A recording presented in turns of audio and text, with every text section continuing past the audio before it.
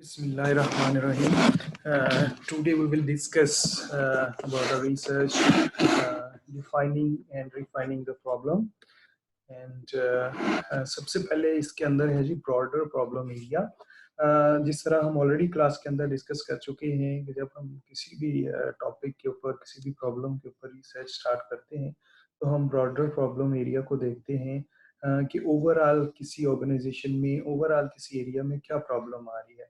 The broader problem area refers to the entire situation where one sees a possible need for research and problem solving. Such issues might pertain to problem currently existing in organization setting that need to be solved.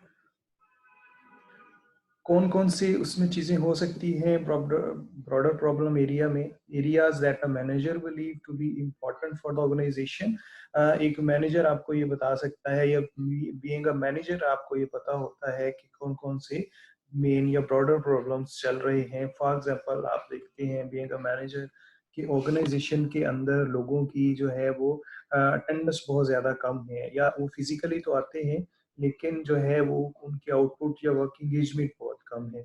इस तरह से number 2 क्या है जी? Conceptual और theoretical issue that need to be tightened up for the basic research. अगर आप basic research करना चाहते हैं तो आप देखते हैं कि एक थ्योरेटिकल या कंसेप्चुअल इशू चल रहा है, आप उसे सॉल्व करना चाहते हैं, तो ये एक ब्रॉडर प्रॉब्लम एरिया हो सकता है। इसके बाद है some research questions that a basic research want to answer empirically, और कुछ आप आंसर्स को, कुछ क्वेश्चंस को अगर आप empirically सर्च करना चाहते हैं, empirically उसका आंसर ढूंढना चाहते हैं, तो वो भी एक उसकी एग्जांपल हो सकती है। Examples of broad problem areas that could be observed at a workplace. क्या हो सकती हैं जी? Training programs are perhaps not as effective as anticipated. आप देखते हैं जी ऑर्गेनाइजेशंस के अंदर डिफरेंट प्रोग्राम, जो ट्रेनिंग प्रोग्राम्स चल रहे होते हैं वो उतने इफेक्टिव नहीं है, तो ये एक प्रॉब्लम हो सकती है। The sales volume of product is not picking up. जो सेल वॉल्यूम एक टारगेट सेट किया हुआ है या आप सेल जो अचीव करना चाहते हैं वो जो है वो अपना वो आप टारगेट अचीव नहीं कर पा रहे। Inventory control system, different organisations में इन्वेंट्री कंट्रोल सिस्टम्स होते हैं। इन्वेंट्री जब आ रही होती है, जब या आप भेज रहे हैं इन्वेंट्री पे सेल कर रहे हैं, वो इतना इफेक्टिव नहीं है या इफेक्टिवली मैनेज नहीं हो रहा। Some members in organisations are not advancing in their careers. और कुछ और जो मेंबर्स हैं वो एडवांसमेंट नहीं लेके आ रहे अपने करियर में, अपनी जॉब के अंदर। The introduction of feasible working hours has created more problems than it has solve in many companies. इस तरह और एग्जांपल्स हो सकती हैं। फॉर एग्जांपल कुछ ऑर्गेनाइजेशन जो है वो फिजिबल वर्किंग आवर्स लेके आती हैं कि एम्प्लॉयज़ को जो है वो फिजिबिलिटी दी जाए, वो अपनी मर्जी से अपने वर्किंग आवर्स सेलेक्ट कर सकें, लेकिन वो जो है वो भी प्रॉब्लम क्रिएट कर रहा है। तो इस तरह के डिफरेंट ब्रॉडर एग्जांपल्स हो सकती हैं प्रॉब्लम्स की। अब इसको सॉल्व कैसे किया जाता है? तो प्रिलिमिनरी डेटा कलेक्शन है सबसे पहले तो हम जो है एक प्रिलिमिनरी डेटा कलेक्शन करते हैं। इसमें कौन कौन सी चीज़ें आ सकती हैं? फॉर एग्जांपल ऑर्गेनाइजेशन किस तरह की है, किस तरह के प्रॉब्लम्स आ रहे हैं, फिर वो किस लेवल पे प्रॉब्लम आ रही है, ये सारी चीज़ें उसमें आती हैं। The nature of data be gathered could be classified as under. सबसे पहले तो बैकग्राउंड इंफॉर्मेशन देखेंगे, डिफरेंट कॉन्टेक्चुअल फैक्टर्स देखेंगे कि कौन से ऑर्गेनाइजेशन जो है वो उसकी लीडरशिप किस तरह की है, डिफरेंट लीडरशिप की हायरार्की किस तरह की है, ये सारी चीज़ें उसमें आ जाएंगी। इसके बाद है prevailing knowledge on the topic, relevant findings from previous research. अगर इस तरह की पास्ट में रिसर्च हो चुकी है कुछ, उन्होंने किस तरह की फाइंडिंग्स दी हैं, तो उससे भी हम हेल्प ले सकते हैं। प्राइमरी डेटा कलेक्शन में क्या है जी? नंबर एक, background detail of the company. Company की बैकग्राउंड डिटेल आ जाएगी जी, कंपनी कब से काम कर रही है, कौन कितने ईयर्स हो गए हैं, ये सारा कुछ आ जाएगा उसमें। It can be obtain from available publish records, ये आप वेबसाइट वगैरह से भी ले सकते हैं। इसके बाद है company policies, procedures, rules can be obtain from the organisations records and documents. ये सारी चीज़ें जो है वो हमें डॉक्यूमेंट से, ऑर्गेनाइजेशन की डॉक्यूमेंटेशन जहाँ पे होती है, जो डिपार्टमेंट्स ऑर्गेनाइजेशन की डॉक्यूमेंटेशन करते हैं वहाँ से मिल जाती है।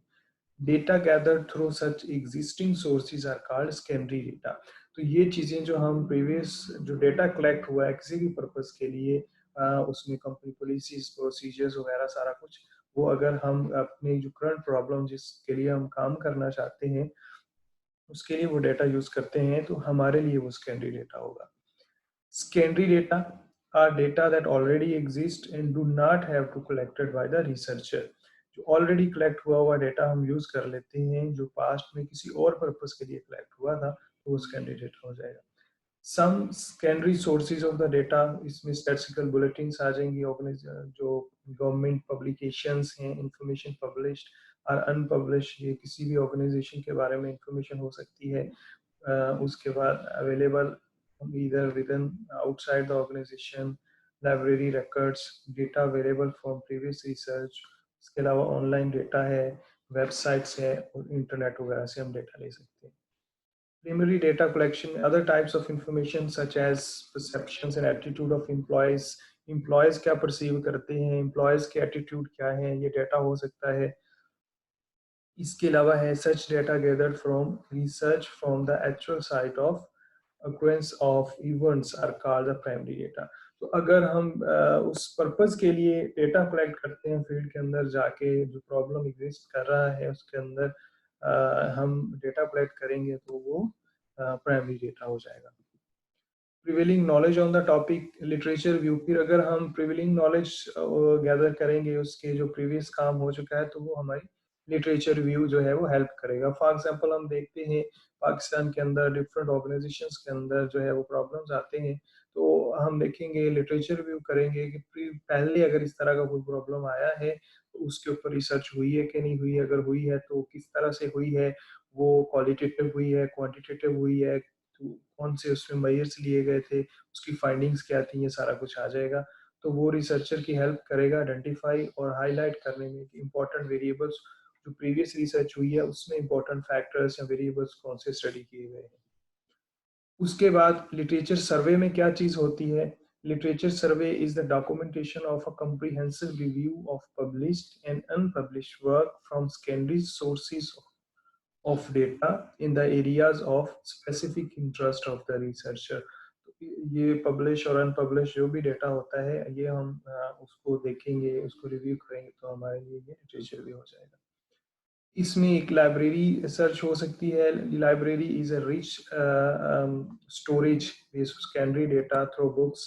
हम अपनी यूनिवर्सिटी की या डिपार्टमेंट की लाइब्रेरी को विजिट कर सकते हैं, उसमें डिफरेंट जर्नल्स, बुक्स, मैगजीन्स होती है, तो उसके अंदर हम जो अपनी प्रॉब्लम से रिलेटेड जो है वो डेटा देख सकते हैं. इसके अलावा इसमें जो है वो एमफिल के और पीएचडी के 30 डेजर्टेशन हो सकती हैं. गवर्नमेंट ने क्या उस एरिया में पब्लिश किया हुआ है, ये सारी चीजें आ जाएंगी उसमें. उसके बाद है कंप्यूटराइज्ड डेटाबेसेस. फिर आजकल तो काफी एडवांसमेंट हो गई है. पहले हम देखते थे कि लोगों को मैनुअल ये सारी चीजें देखनी पड़ती थी. फॉर एग्जांपल आप लिटरेचर व्यू करते हैं और एक जर्नल का आप जो बुक है उन्होंने पब्लिश की है, हार्ड कॉपी पे अगर हम देखना शुरू करें तो वो बहुत ज्यादा टाइम टेकिंग एक्टिविटी थी. आज क्या है, हमारे पास जो है वो कंप्यूटराइज्ड डेटाबेसेस हैं. जिस तरह काफ़ी जो फेमस डेटाबेसेस हैं जिसमें एमरल्ड है, एल्सवेयर है, एकेडमी ऑफ मैनेजमेंट है, सेज है, स्प्रिंगर है. वहाँ पे हम डिफरेंट कीवर्ड्स को यूज़ करते हुए जो है वो अपने से रेलिवेंट डेटा जो है वो सर्च कर सकते हैं. तो इसमें काफ़ी ज़्यादा हमारा टाइम सेव हो जाता है.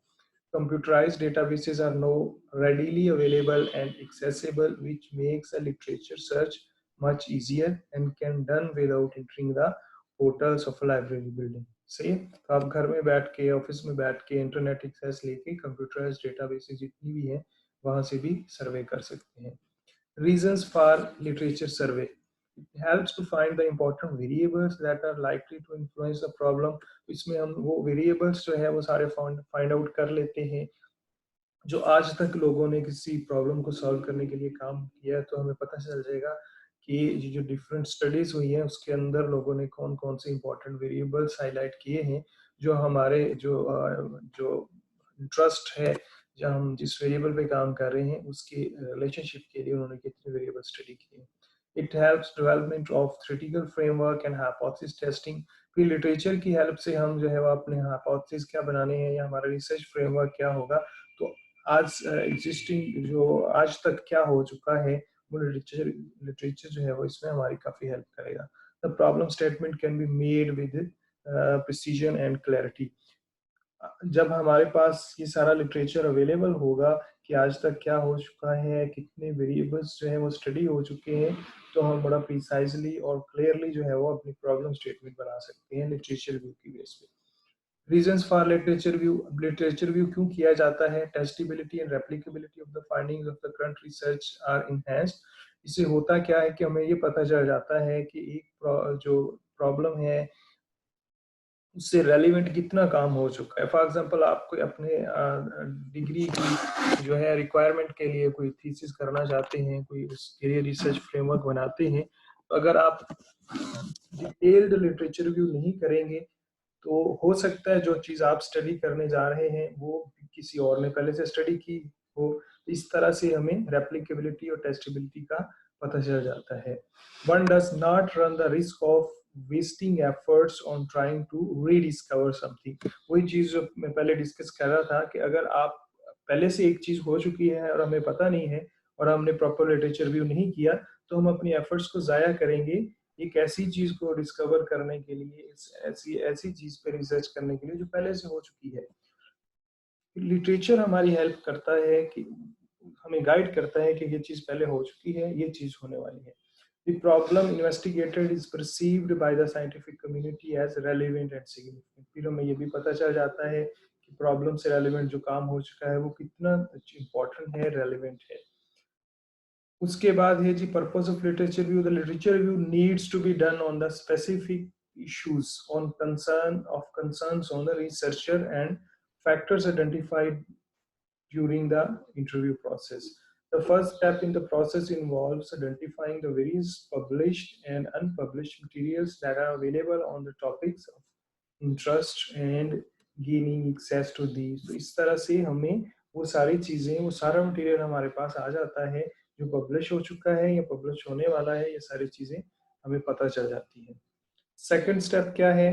Is gathering the relevant information either by going through the necessary materials in the library or by getting access online। तो फिर हमें पता चल जाता है कि ये चीज़ होने वाली है और ये चीज़ हो चुकी है, तो फिर जो चीज़ होने वाली है या जो हमें गैप का पता चला है कि इस एरिया में काम नहीं हुआ, इन वेरिएबल्स पे काम नहीं हुआ, तो हम उन वेरिएबल्स पे जो है वो डेटा कलेक्ट करते हैं, इंफॉर्मेशन गैदर करते हैं। The third step is writing up the literature view. फिर उसके बाद थर्ड स्टेप में हम लिटरेचर व्यू जो है वो लिखते हैं, उस पर कंप्रीहेंसिवली अपना लिटरेचर लिखते हैं। तो उसमें हम ये इसको एज एविडेंस यूज कर सकते हैं कि ये जो हम जिस टॉपिक पे काम कर रहे हैं ये कितना इम्पोर्टेंट है और हम किसी चीज़ को रीडिस्कवर नहीं कर रहे। डिफरेंट डेटा सोर्सेज हैं, उसमें टेक्स्ट बुक्स हैं, एकेडमिक एंड प्रोफेशनल जर्नल्स हैं, थीसिस हैं, ये मास्टर लेवल पे और पीएचडी लेवल पे डिफरेंट स्टूडेंट्स करते हैं।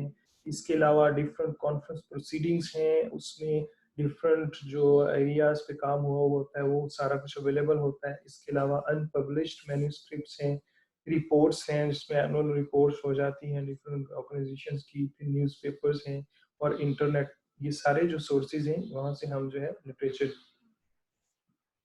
कलेक्ट करते हैं। Searching for literature, there are three forms of databases. हम डेटाबेसेस के ऊपर सर्च करते हैं, लिटरेचर की डिफरेंट टाइप्स हैं।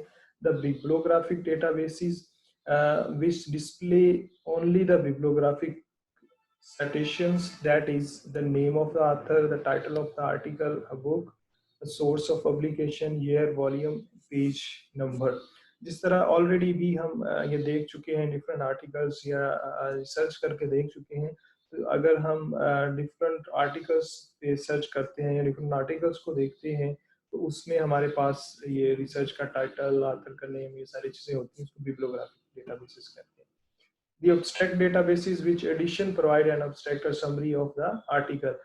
कोई कुछ डेटाबेसेस जो होती हैं वो abstract भी साथ शो कर रही होती हैं। वहाँ पे हम abstract पढ़ के हमें पता चल जाता है कि ये चीज़ हमारे रेलेवेंट है कि नहीं है, या हम जो टॉपिक जिस पे काम कर रहे हैं उससे कितनी रेलेवेंट है। इसके बाद है full text databases which provide the full text of the article. कुछ databases जो open access होती हैं, जिसकी access available होती है, उसके जो है वो full access देती है, वहाँ से हम full text article जो है वो देख सकते हैं. Databases are also available for obtaining the statistics, marketing and financial and so on. इस तरह आपको statistics की information चाहिए या कुछ data चाहिए मार्केटिंग का, फाइनेंस का, तो उसके लिए भी डिफरेंट डेटाबेसेस अवेलेबल हैं. फॉर एग्जांपल अगर आपको फाइनेंस का डेटा चाहिए या प्रीवियस ईयर्स के अंदर इन्फ्लेशन का, पॉवर्टी का, या इस तरह का कुछ डेटा चाहिए, तो जिस तरह वर्ल्ड बैंक है, स्टेट बैंक ऑफ पाकिस्तान है, पाकिस्तान स्टैटिस्टिकल ब्यूरो है, तो वहाँ से भी आप इस तरह का डेटा ले सकते हैं. Searching for literature, online search आ जाती है. फिर it provides the following advantages: saving enormous amount of time. अगर आप ऑनलाइन सर्च करते हैं डिफरेंट कीवर्ड्स डाल के, तो फौरन आप उन आर्टिकल्स पे, उन टॉपिक्स पे चले जाएंगे, तो इससे काफ़ी ज़्यादा टाइम बच जाता है हमारा. Are comprehensive in their listing and review of reference, तो हम बड़े डिटेल से जो डिफरेंट रेफरेंस हैं वो इसमें रिव्यू कर सकते हैं. The researcher can focus on materials most central to the research efforts, तो हम उन रेलिवेंट मटेरियल पे सर्च कर सकते हैं जो हमारे ज़्यादा रेलिवेंट हैं. Finding access to references in the relatively inexpensive, तो ये जो है ऑनलाइन सर्च जो है ये आमतौर पे इनएक्सपेंसिव होती है. Accessing the online system and getting a printout of all the published works in the area of interest from the bibliographic index will provide comprehensive bibliography on the subject, which will form the basis for the next step. जो हम online search करते हैं तो हमारे पास जो है वो summarise किस्म का मटेरियल या बिब्लियोग्राफी आ जाती है, तो हमें ये पता चलता है कि हमारे जो एरिया है उससे रिलेटेड या टॉपिक के रिलेटेड कितने लोगों ने काम किया है, वो कौन कौन से पेपर हैं. वहां से हमें ये भी पता चल जाए कि उन लोगों ने किन वेरिएबल्स पे काम किया है. तो ये एक नेक्स्ट स्टेप हो जाता है. उसके बाद है from the bibliography on the subject the researcher should do the following. सब बिब्लियोग्राफी आ गई आपके पास, उसके बाद आप क्या करेंगे? Look at the titles of the articles और books will indicate which of these may be important. तो आप डिफरेंट जो आर्टिकल्स या बुक चैप्टर्स हैं उनके टाइटल्स देखें और वहां से हमें पता चल जाएगा कि कौन कौन सी हमारे रेलेवेंट चीजें ऑलरेडी हो चुकी हैं. The abstract of such articles that seem to be relevant will give an idea of the article that need to be looked into the depth. तो abstract हमें पूरी समरी होती है, जो abstract होता है वो हमें बता देगा ओवरऑल आर्टिकल्स में क्या हो चुका है. The full text of which can then be printed out. उसके बाद फिर हम देखेंगे कि हमें full text की तरफ जाना है. जिस तरह मैं ऑलरेडी आप लोगों को एक पेपर शेयर कर चुका हूँ, how to read the paper, उसमें ये सारी गाइडलाइंस हैं, ये उसी चीज को डिस्कस कर रहा है. उसके बाद है while reading these articles take notes about the problem that was researched. उसके बाद अगर जब हमें पता चल जाएगा कि ये आर्टिकल हमारे रेलेवेंट है, तो फिर आप देखेंगे जो आपसे रेलेवेंट है अगर, तो प्रॉब्लम किस तरह से उन्होंने सॉल्व की, कौन सी प्रॉब्लम पे रिसर्च हुई है, रिसर्च डिजाइन किस तरह का है, कौन से वेरिएबल्स किए, फिर उन्होंने प्राइमरी डेटा कलेक्ट किया है या सेकेंडरी किया है, क्वालिटेटिव किया है या क्वांटिटेटिव किया है, ये सारी चीज़ें इसमें आ जाती हैं. फिर सैंपल साइज वगैरह, डेटा कलेक्शन मेथड्स, ये सारी चीज़ें. These notes will facilitate the writing up for the literature review with maximum efficiency. फिर आगे जो हमने राइट अप करना है लिटरेचर रिव्यू वगैरह का, ये नोट्स उसमें हमारी काफ़ी हेल्प करते हैं. Writing up the literature review. Literature review में कौन कौन सी चीज़ें आ जाती हैं? Documentation of the relevant studies, citing the author and the year of the study is called literature review और लिटरेचर सर्वे. उसके अंदर फिर जो है वो ऑथर ने क्या काम किया, किस ईयर में किया, ये सारी डिटेल आ जाती है. The literature survey is clear and logical presentation of the relevant research done so far in the area of investigation. तो लिटरेचर सर्वे से हमें ये पता चलता है कि आज तक कितना काम हो चुका है और किन एरियाज में हो चुका है.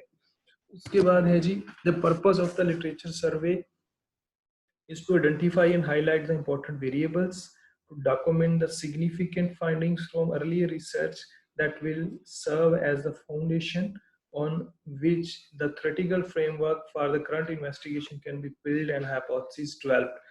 तो फिर जो लिटरेचर सर्वे है ये हमारी हेल्प करता है, हमें बताता है कि आज तक कितना काम हो चुका है, प्रीवियसली लोगों ने किस तरह अपने जो है थ्योरेटिकल फ्रेमवर्क बिल्ड किए हैं और करंट जो है वो इन्वेस्टिगेशन कहाँ तक चल रही है, उसकी बेस पे फिर हम अपना रिसर्च फ्रेमवर्क या थ्योरेटिकल फ्रेमवर्क बनाते हैं और हाइपोथेसिस डेवलप करते हैं। उसके बाद है such documents is important to convince the reader. जब आप कोई आर्टिकल पढ़ते हैं तो हम देखते हैं कि जब जो जहाँ पे जो राइटर है वो अपने टॉपिक के बारे में लिख रहा है तो वो लिटरेचर की हेल्प से वो चीजें जो है वो उनको इम्पोर्टेंट करता है और अपने रीडर्स को कन्विंस करने की कोशिश करता है। The researcher is knowledgeable about the problem area. तो अगर आपने लिटरेचर रिव्यू किया है और उसकी हेल्प से आप अपने प्रॉब्लम को डिफाइन कर रहे हैं, गैप आइडेंटिफाई कर रहे हैं, तो ये चीज डिनोट करती है कि रिसर्चर जो है वो knowledgeable है।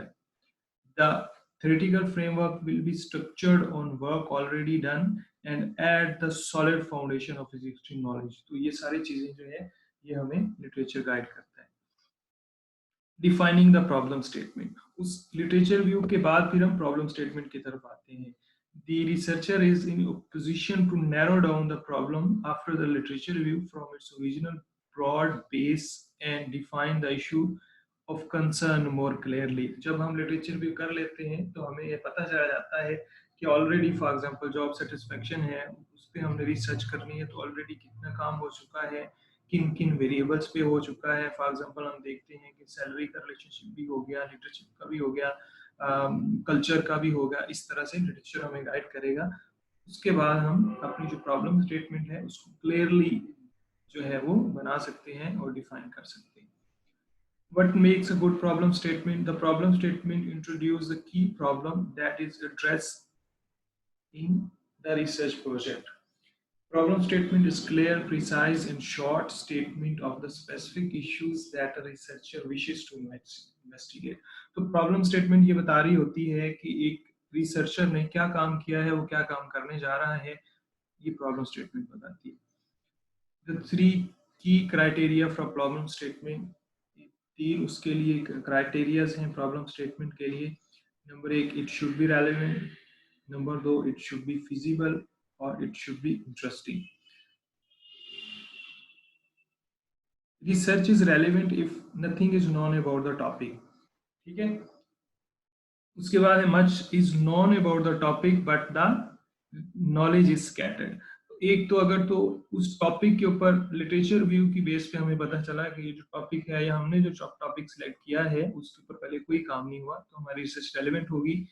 अगर नॉलेज अवेलेबल है, लोग जानते हैं, बट नॉलेज स्कैटर्ड है, फॉर एग्जांपल डिफरेंट उसके डायमेंशंस पे, डिफरेंट फैक्टर्स पे काम हो चुका है, उसको कंबाइन किसी ने नहीं किया, तो ये हमारा कंट्रीब्यूशन हो सकता है। Much research on the topic is available but the results are contradictory. फिर रिसर्च हो चुकी है बट रिजल्ट्स कंट्राडिक्टरी हैं। फॉर एग्जांपल कुछ लोग कह रहे हैं जी सैलरी इंक्रीज करे तो सेटिस्फेक्शन होती है, कुछ कह रहे हैं नहीं होती, कुछ कह रहे हैं नो सेटिस्फेक्शन, कुछ कह रहे हैं डिससेटिस्फेक्शन। तो रिजल्ट्स अगर कंट्राडिक्टरी हैं तो ये एक भी लॉजिकल कंट्रीब्यूशन बन जाता है कि ऑलरेडी जो है वो कंट्राडिक्टरी रिजल्ट्स हैं, तो हम ये रिसर्च करने की कोशिश कर रहे हैं कि एक स्पेसिफिक कॉन्टेक्स्ट के अंदर क्या उसकी फाइंडिंग्स हो सकती हैं। established relationship do not hold in certain situations।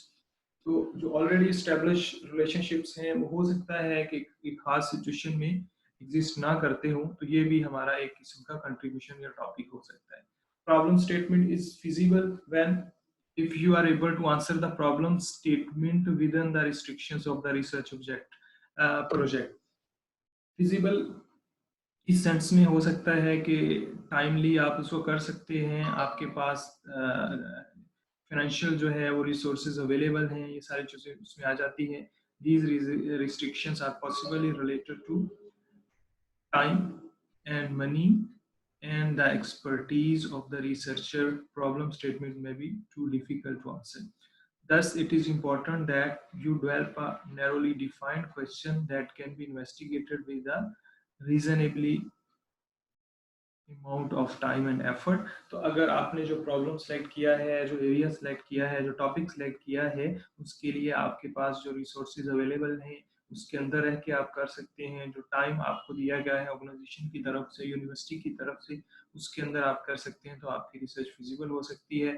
The problem statement is interesting when because research is a time consuming process and you will go through many ups and downs before you present a final version of your research report. It is therefore vital that you are interested in the problem statement that you are trying to answer, so you can stay motivated throughout this entire process.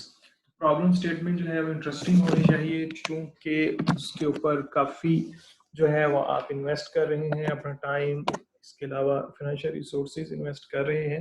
तो अगर problem statement जो है वो interesting होगी तो हम अपनी audience को, अपने रीडर्स को कन्विंस कर सकते हैं। Examples of broad problem areas that a manager could observe at the workplace. Different examples हैं broader areas की, जिस तरह training programs are not effective, the sale volume, ये सारी चीजें हम पहले भी देख चुके हैं। तो इस तरह के different जो है वो broader problem areas हो सकते हैं, जिसके ऊपर हम literature review करके उसको specific कर सकते हैं और फिर अपना topic choose कर सकते हैं। तो ये हमारा था chapter number 3, how to define and refine the problem.